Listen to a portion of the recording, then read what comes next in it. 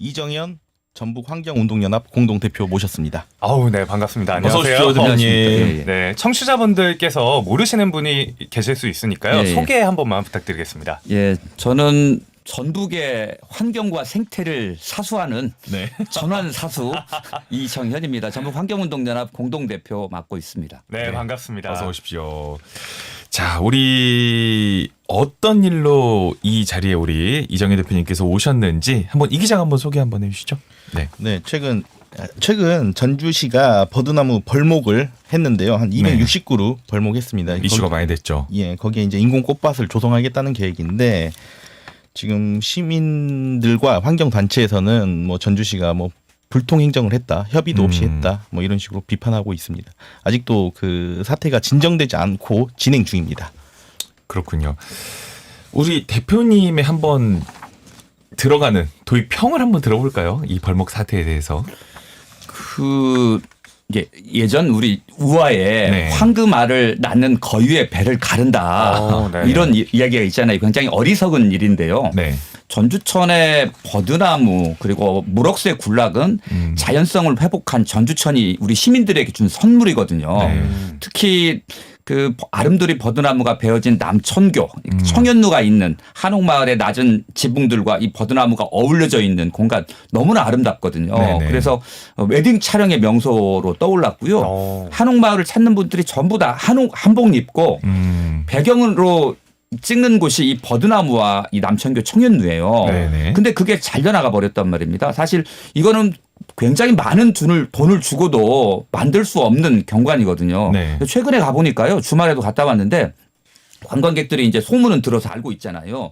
여전히 전주시청 홈페이지 대문에 이 남천교의 버드나무의 아름다운 경관 사진이 올라가 있고요. 네. 전주다음 소시지 4월호에도 화보에 실렸으니까 한복 입고 오셨는데 이게 버드나무가 안 보이는 거예요. 근데 유일하게 지금 한 30여 그루 남아있는 아래쪽 구간이 있습니다. 전부 다 거기에 가셔가지고 그 배경으로 놓고 한복 인증샷을 찍는데 이 남천교의 버드나무가 그대로 있었더라면 정말 아름다운 경관, 그러니까 한옥마을의 가치들을 더욱 높이는 거고요. 또 많은 시민들이 전주천과 삼천을 걸으시잖아요.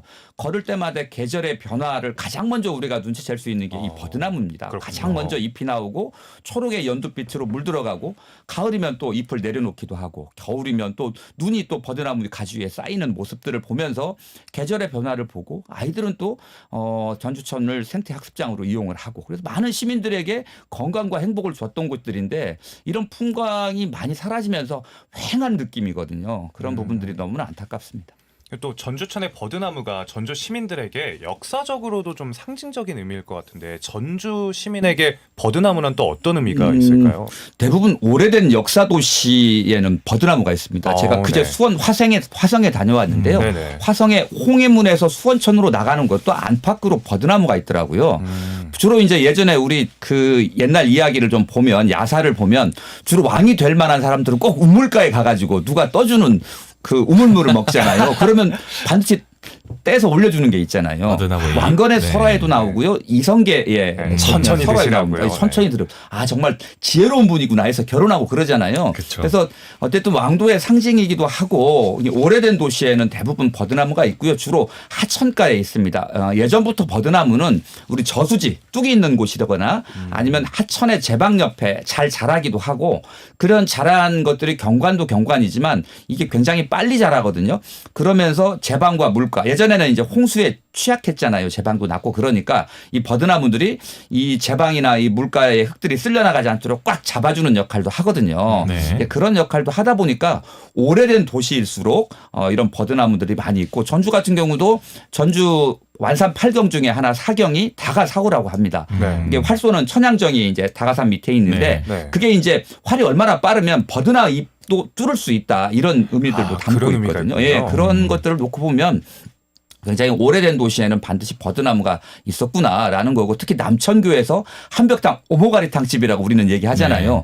거기에 그 버드나무가 많이 있어서 거기에 이제 식사를 하러 가기도 하고 또 아이들은 한벽당에서 많이 물놀이 했거든요. 그래서 그 공간에 대한 기억들이 있고 전주역 관문하면 또 시외버스 터미널이잖아요. 시외버스 터미널이나 고속도로 버스 터미널 앞에 보면 건산천으로 이어가는 이 노거수 버드나무가 정말 예쁩니다. 그래서 전주를 처음 방문하신 분도 아 전주는 버드나무의 도시구나 이렇게 느낄 정도라고 보시면 될 것 같습니다. 네.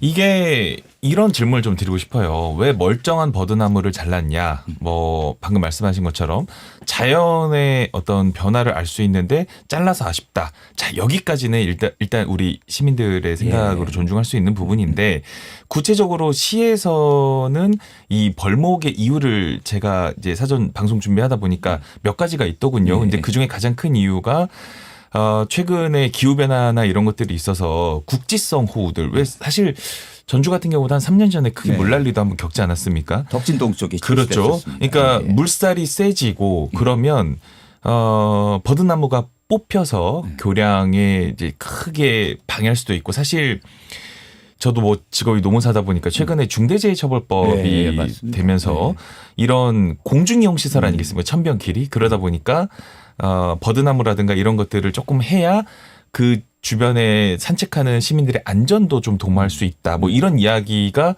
큰 명분 중에 하나더군요. 예. 두 번째는 뭐 어떤 분들은 또 뭐 최근에 버드나무 꽃가루 때문에 오히려 산책이 힘들다. 꽃가루가 뭐 이런 아니라 씨앗입니다. 예, 씨앗. 예. 네. 그러니까 이런 거를 조금 반박할 수 있는 그러니까 문제점 뭐라고 생각하십니까? 그러면? 일단 뭐 저희가 모든 하천의 준설, 그러니까 하천을 퍼 올리는 거하고 벌목을 반대하지 않습니다. 사실 지금 아름다운 전주천의 버드나무들은 저희가 20여 년간 사실은 관리하고 가꾼 거라고 보시면 됩니다. 그렇죠. 그러니까 홍수에 쓰러지지 않도록 내지는 뭐 물의 흐름이나 속도를 늦추지 않도록 사실은 가지를 좀 쳐가지고 키를 빨리 키웠던 나무들이 있고요. 그리고 이 나무들이 아까 말씀드린 대로 물가에 잘 자라는 나무들입니다. 자연이 사실은 심어준 나무고 자연이 선택해서 햇빛과 바람과 물이 길러준 나무들이거든요. 그래서 원래 하천에는 이런 버드나무들이 있는 겁니다. 근데 이제 다만 여기가 도심하천 구간이기 때문에 하천의 도심 구간의 홍수 피해를 방지하려면 물을 좀 빨리 빼야 되는 부분들이 있는 거잖아요. 그래서 이제 나무가 이 걸림돌이 될 수 있고 쓰러지면 다리에 걸려서 뭐 홍수 피해를 키울 수 있다 이런 건데 전주천의 하천 관리와 정비에 가장 상위되는 계획이 있습니다. 그게 하천 정비 기본 계획이라는 게 있거든요. 10년마다 세우고 있는 거고 모든 관리는 여기에 따라서 하는데요. 하천정비 기본계획상에 전주의 홍수 소통, 그러니까 홍수 소통, 그러니까 물이 유역에 이제 빗물들이 모여가지고 하천으로 빨리 들어왔는데 이게 적정하게 빠져나가줘야 되잖아요. 근데 소통 능력에는 문제가 없는 걸로 되어 있고요.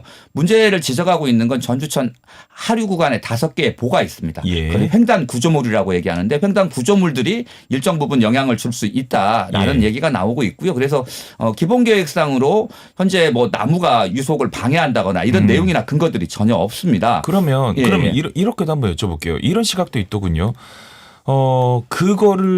그런 전주시청의 의견을 존중한다고 하더라도 이렇게까지 많이 뵐 일이냐 이런 시각도 있더군요. 그건 어떻게 보십니까? 그렇습니다. 그러니까 홍수 마무리 조금 더 하면 그러니까 홍수라고 하는 부분들은 굉장히 다양한 요인들이 있습니다. 덕진동에 아까 홍수가 났던 건 지천이 그러니까 이 물길이 전주천으로 합류를 해야 되는데 전주천에 물이 너무 많은 거예요. 그러니까 빠져나가지 못한 물이 다시 역류해 가지고 침수가 되는 경우들이거든요. 그래서 하천은 굉장히 상류서부터 중류 하류까지 종합적으로 봐야 되고요. 홍수가 발생하는 요인들은 굉장히 다양하게 있습니다. 맞습니다. 뭐 체육시설도 그럴 수가 있는 거고요.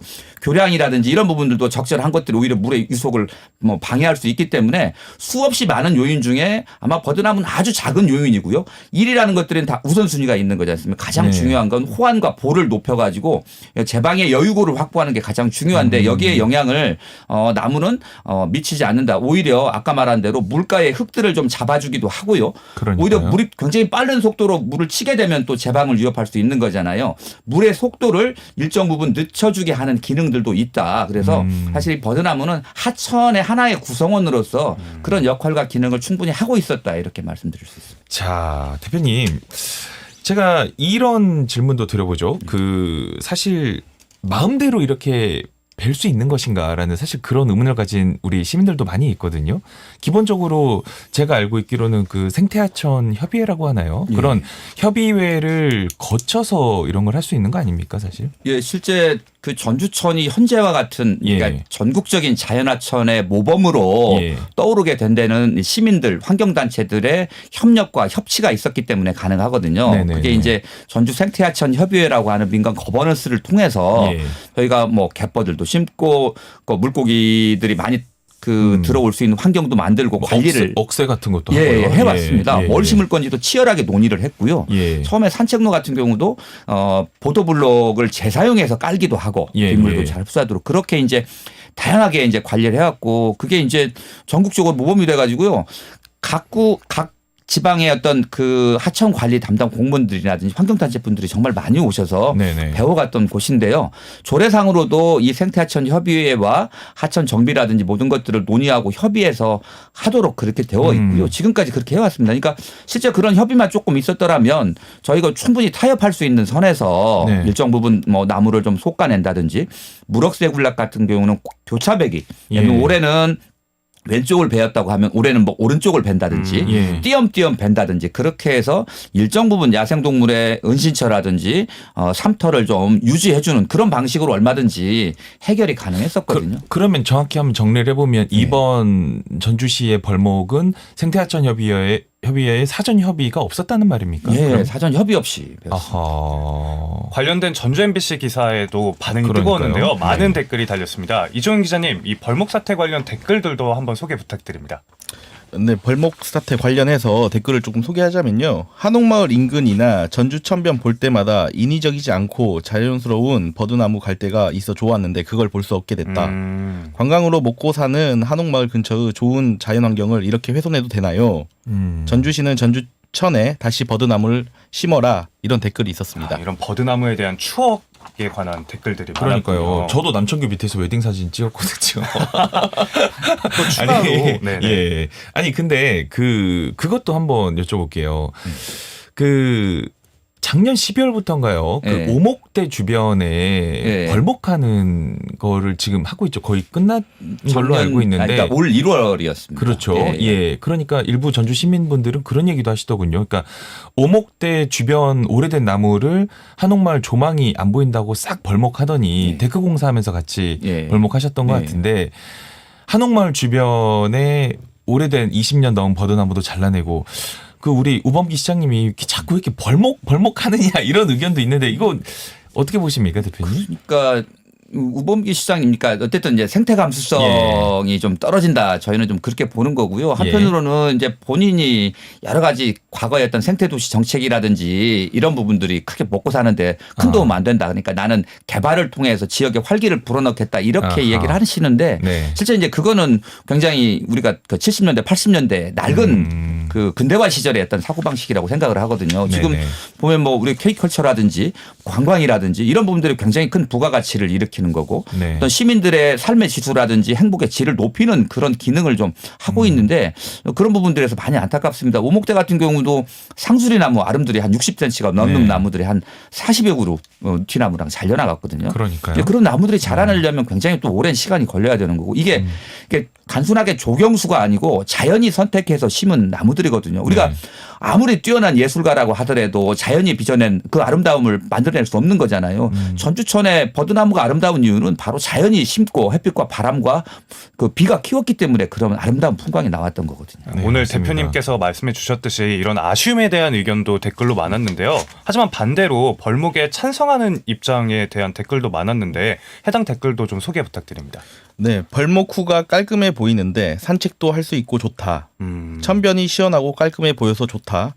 뭐 국지호우로 전주천 범람하면 그때는 뭐라고 말할지 궁금하다. 뭐 이런 관점의 댓글들도 있었습니다. 네, 저도 너튜브에서 좀 봤는데요. 네. 오히려 깔끔해서 보행로와 자전거 길이 뭐 넓혀져서 좋다 이런 의견도 있는데 이런 의견에 대해서는 어떻게 생각하시나요? 뭐 버드나무들이 현재 보행로하고 자전거도로하고는 전혀 관계가 없습니다. 아, 대부분 수변 물가에 있는 나무들이 네. 베어졌기 때문에 사실 이제 그늘이 이렇게 늘어지게 되면 오히려 산책하시는 분들은 좀 시원한 햇빛 해야 방향에 따라서 그런 거고요. 그래서 그런 부분들 그러니까 이건 있죠. 우리가 머리를 작게 쳤을 때 굉장히 생각하고 어떤 분들은 굉장히 시원하게 보이기도 하겠습니다만 그렇지 않은 분들은 요즘 이 머리를 가지고 본인의 스타일들을 얼마나 다양하게 만들어냅니다. 근데 옛날에 똑같이 우리 그 중고등학교 다닐 때 머리 똑같이 스포츠 머리 2부 3부로 빡빡 밀었을 때나 저는 이제 그런 느낌이거든요. 그래서 상실감을 느끼는 시민들이 상대적으로 이건 훨씬 많다. 저는 그렇게 보고 있습니다. 맞습니다. 우리 이정현 대표님 오늘 좀 시간이 또 있으면 좋겠는데 이제 시간 관계상 여기까지만 듣고 마무리 말씀 한번 드려야 될 것 같은데 정리 말씀 한번 부탁드리죠. 이제 최근에 나무 권리 선언이라고 하는 거를 네. 발표한 도시들이 있습니다. 경기도 고양이라든지 부산 같은 경우 뭐 이런 얘기들인데 나무가 뿌리내릴 권리, 네. 나무가 하나의 생명으로부터 존중받을 권리 이제 그런 부분들을 이야기를 하고 있습니다. 그런 권리까지는 아니지만 우리에게 굉장히 여러 좋은 생태계 서비스를 가져다준 나무들이거든요. 그리고 이 나무에 굉장히 다양한 생명들이 기대어 살고 있습니다.